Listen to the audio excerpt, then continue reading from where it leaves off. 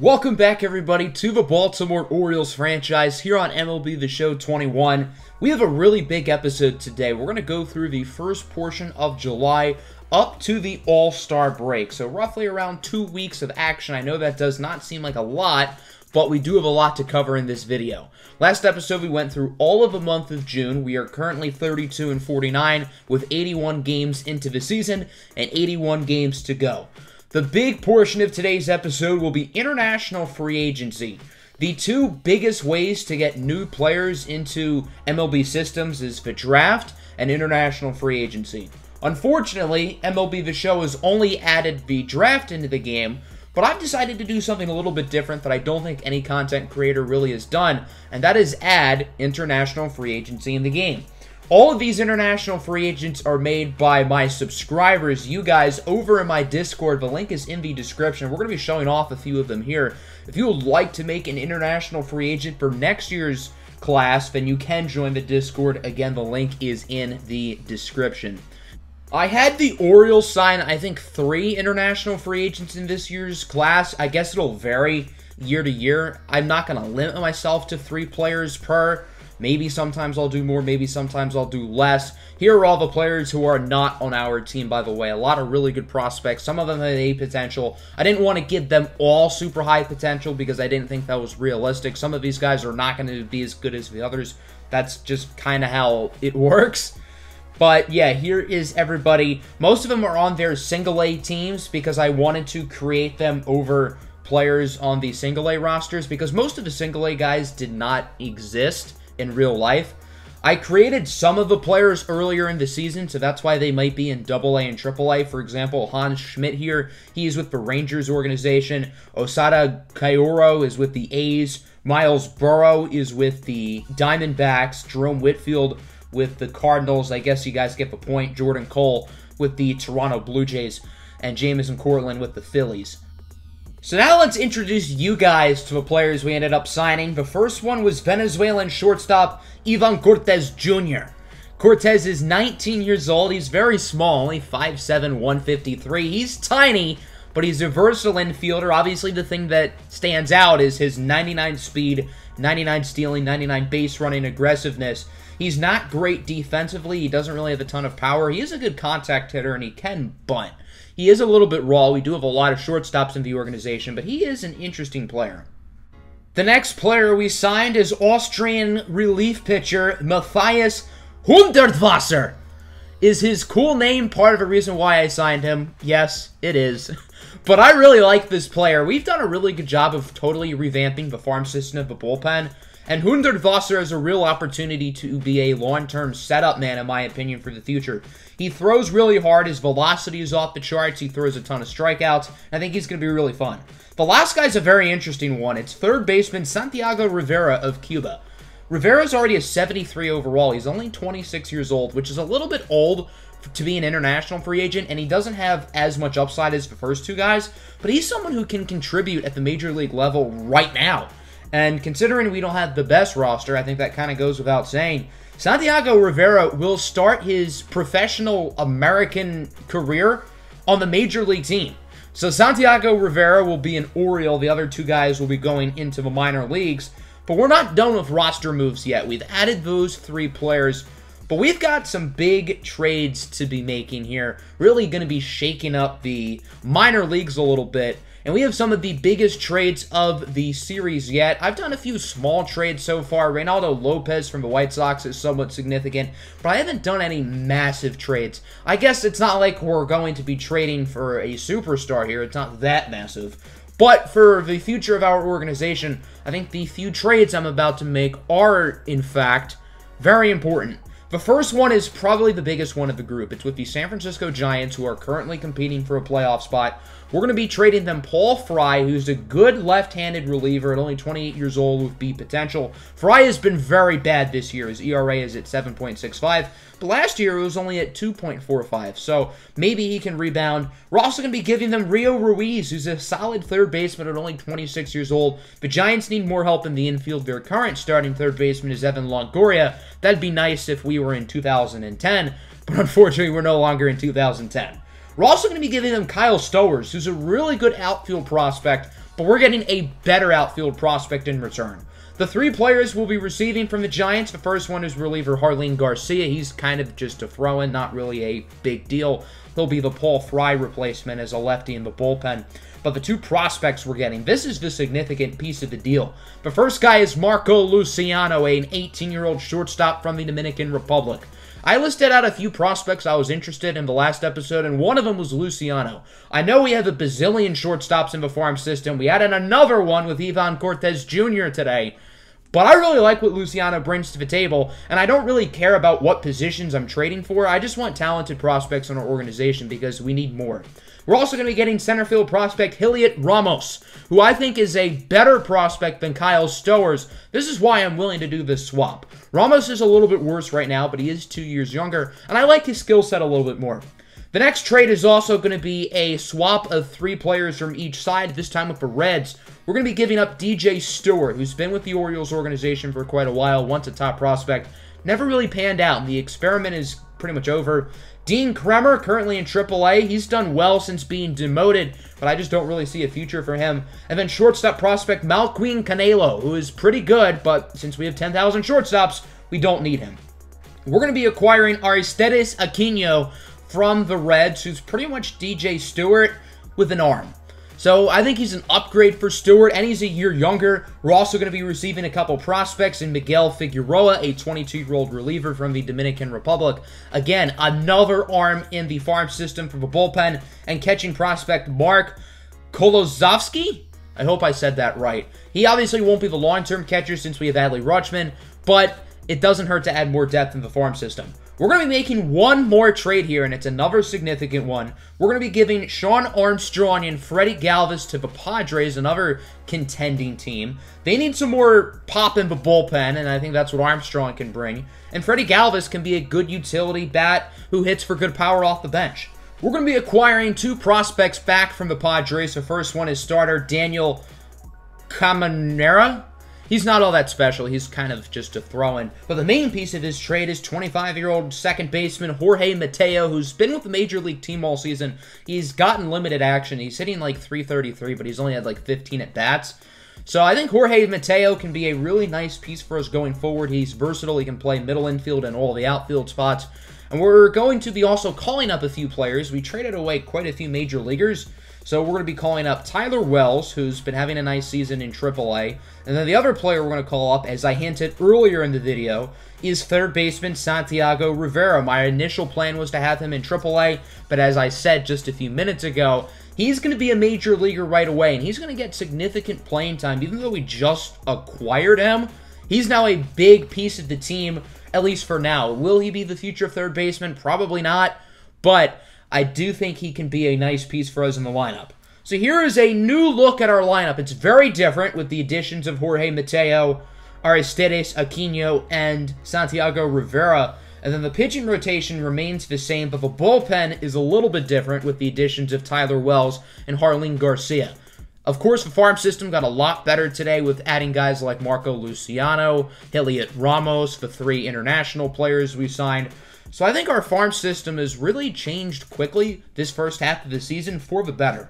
We're going to play this first game with the new-look team in Anaheim against the Los Angeles Angels. That'll be the only game we play today. Normally, I would play 2 games, but since we had a very jam-packed beginning of the episode, we're only going to show 1 today. The Baltimore Orioles, kicking off their second half of the season here in Anaheim, just made a flurry of moves to acquire a lot of new faces. This is the Major League debut for Santiago Rivera and the Oriole debuts for Jorge Mateo and Aristides Aquino. Mateo will lead off, Rivera will hit 6th, and Aquino will hit 7th in the lineup today. Rivera will mostly play third base, but he can play the outfield spot, so he'll be getting the start in left in this one. The veteran lefty, Andrew Heaney, getting the start today for the Angels. He's had a pretty nice year, nothing crazy, but not too bad either. First batter of the game, Jorge Mateo, his first as an Oriole, is a fly out to right. So pretty uneventful start for Mateo, who now gets an everyday opportunity. He was once a really highly regarded prospect, hasn't really panned out, but I think this can be a really nice opportunity for him. 2-1, 2 out for Adley Rutschman. He draws a walk, and the bases are loaded for Santiago Rivera in his first Major League at-bat. Crushes it deep into right with the bat flip, but it's foul. This guy's probably been in the United States for about a week, and he nearly hit a bomb, specifically a grand slam, in his first Major League at-bat. Instead, he flies out. He hit that one solid to left, could have dropped, but the play was made. So let's go to the bottom of the first inning. Orioles do not get anybody on the board, despite having the bases loaded. Adam Plutko will be getting the start for Baltimore, 3.69. Nice. ERA, he's been not terrible. I wouldn't say he's been outstanding, but he's been respectable. One on, nobody out for Franklin Barreto. He gets a single into right. Quick start for the Angel offense, and we get to look at Aristides Aquino's cannon of an arm. That'll bring up the best player in baseball, Mike Trout, who places that one perfectly in the left center gap. Both runs will score, and the Angels will start this game up 2-0 with a 2-run double by the man himself, Michael Trout. Big start for LA. 2-on, 1 out now for Jared Walsh. That one's going to be hit into center for a single. Mike Trout headed home. Mullins gets it to Plutko. Plutko does not get a relay throw in time to the plate. And the Angels now lead 3-0. Pretty rough start for Plutko, if I do say so myself. Kurt Suzuki now up. That one should end the inning on a double play, but instead it gets by Jahmai Jones. And that'll be an RBI single. And again, it's now runners on first and third. That should have ended the inning. But because of bad defense, that won't be the case. Even the old man, Albert Pujols, who got cut today in real life, gets an RBI single. It is now 5-0. When Albert Pujols is hitting for contact against you, that's when you know things are going rough. Inning finally comes to a close as David Fletcher goes down looking. Fletcher had 2 at-bats in that inning. Just a disaster of a start for the Orioles. They are down 5-0. Let's go to the second now. It's Aquino's first at-bat as an Oriole. It's going to be grounded to short. A nice play there, I believe, by Barreto to get the first out of the inning. Bottom 2 now for Mike Trout. Had the big double on his last at-bat. This time he strikes out on the 91-mile-an-hour fastball. Seems like Plutko is starting to do a little bit better. Let's go to the top of the fourth now. Still 5-0. Here's Trey Mancini. Hits that one nice into right, and it is gone. Probably not a home run in any other ballpark except for maybe Fenway, but it does go over the fence here. Mancini's 16th home run of the season. He's been outstanding this year for the Orioles. Probably going to be the lone all-star for this team, and it's now 5-1. Here's the rookie, Santiago Rivera, with his first Major League hit, a single into right. Rivera's future is very unclear, but it's good to see him putting the bat to the ball there. He's more of a power guy rather than contact, but it's nice to see him making that play. And then the following batter, Aristides Aquino, murders that one into left. It's gone. Aquino with his 4th home run of the season, his first as an Oriole, 425 feet. I mean, that was a mammoth shot, no doubt about it. A great 4th inning for Baltimore, and they are now only down by 2. So let's go to the bottom of the inning now. Plutko is really doing well. He has not allowed a hit since the first inning, and that will continue here as Rendon does not get to first in time. I think the only base runner Plutko was allowed was that walk earlier in that inning. That's why there was a runner on first originally. 5-3 through 4. Let's go bottom of the 5th now. Jared Walsh goes down looking on the curveball, and Adam Plutko has been great other than that disaster of the first inning. Let's go to the 6th inning. I think both teams will make pitching changes as it's Aaron Slegers in for the Angels. Trey Mancini, his first batter, will get this one to second. And the throw to first is completely off by David Fletcher. So Mancini will get to advance to second. And with 1 out, that'll bring up Santiago Rivera, the native of Cuba. 2-2 count, and he will strike out on the sinker. Great pitch by Slegers. Rivera with no answer on that one. Aristides Aquino now. He had the 2-run blast in his last at-bat. This one will stay in the ballpark, but it will drop for a hit. It's a single into center. Mancini headed to the plate. The throw is offline. The Orioles, who were once down 5-0, are now only down by 1. 3 of the RBIs have come by Aquino. Dylan Tate will enter here in the bottom of the 6th. He's been bleh this year. Not terrible, but not great either, as he does strike out the veteran Dexter Fowler. Let's go to the top of the 7th now. Austin Hayes leading things off. Quiet game so far for Hayes. He draws the walk. And that'll quickly put a base runner on for Baltimore. A major opportunity for Jorge Mateo, who's been pretty quiet so far. He's currently 0 for 3. You can make it 0 for 4. The Angels turn the 6-4-3 double play. Their infield has more chemistry than a science project. Let's go to the bottom of the 7th now. It's Jarlin Garcia, the former Marlin and Giant, making his Baltimore Oriole debut today. His first batter, well, it's Mike Trout. That's not necessarily the guy you'd want to face off against in this situation, but a great defensive play by Jorge Mateo will get Trout out. Excellent defensive play by Mateo. He's not a great hitter yet, but he does have great ability with his glove. Steve Cishek will enter here in the 8th inning for the Angels. Leading off for the O's is Ryan Mountcastle, who belts that one into left, and that one will bounce over the fence for a ground rule double. The fences in both corners are very short, for what it's worth. Definitely a hitter's friendly ballpark, at least when you're hitting it towards the corners. Trey Mancini strikes out for the first out of the inning. Let's go to Adley Rutschman now, 2-2 count. He goes down looking on the sinker. That was an 11-pitch at bat for what it's worth, so you can't totally get mad at him, but that pitch was right down the heart of the plate. Bottom 8 now, the 6'8" Tyler Wells will enter for his Major League debut. So both Rivera and Wells get their Major League debuts today. Wells' first career batter is Jared Walsh, and that one looks like it'll drop for a base hit. Jahmai Jones tries to deflect it with his body, but he's unsuccessful. Major League hitters have a career 1,000 average against Wells, as he will be going for second, but Adley Rutschman guns him down.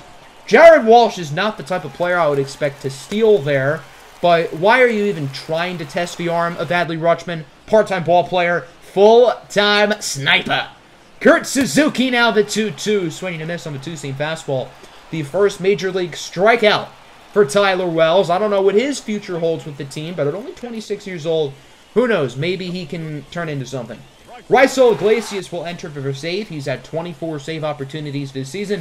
He's been successful 23 times as he gets Aquino to go down chasing on the two-seam fastball. I think Aquino expected that one to curve down. Following batter, Michael Franco will strike out swinging, and that will bring this game into the hands of Austin Hayes. The full count pitch. Hayes hits that one pretty nicely in a right center field. Does it at the distance? Not quite, but it does bounce off the warning track, deflecting off the wall. That'll be a double for Hayes. And now there's the tying runner in scoring position. A major opportunity for Jorge Mateo, who hits that one pretty nicely. In a right center field, does it have the distance? Not quite. It is going to be caught out in center, and the Angels win it. 5-4 is your final. A really tough, hard-fought game. The Angels scored all 5 of their runs in the first inning and did not need to score after that in order to get the win. We hit the ball fine. 8 hits, 4 runs, not terrible. Aquino was really impressive. He hit the home run, drove in 3 runs. Trey Mancini played well. Santiago Rivera went 1 for 4 with a hit. Adam Plutko pitched 4 really strong innings today, but that first inning was just a disaster. The Angels only got 2 hits after that first inning. Their offense really did not do good other than that one frame of action. Andrew Heaney gets the win. He was pretty solid. Other than that bad 4th inning, he didn't really make any mistakes. So we're going to simulate to the All-Star break now, see how we do. And I think it would be fair to say we did not do too well as we completely lost out. We played 8 games after that one against the Angels, and we lost all 8. So that's fun. Not particularly an ideal start to July, but still a productive episode nonetheless. The future depth chart of this team looks way different with all of the new faces. And although a Major League team did not win a single game today, there's a reason to be optimistic if you're the Baltimore Orioles going forward. Hope everybody enjoyed. Next episode, we will cover the All-Star break. We will get through the rest of July. Probably not going to cover the trade deadline, but we're going to get to everything before the deadline. Hope you guys enjoyed. Make sure you hit the like button and subscribe if you're new. And as always, have a good one. I'm out. Peace.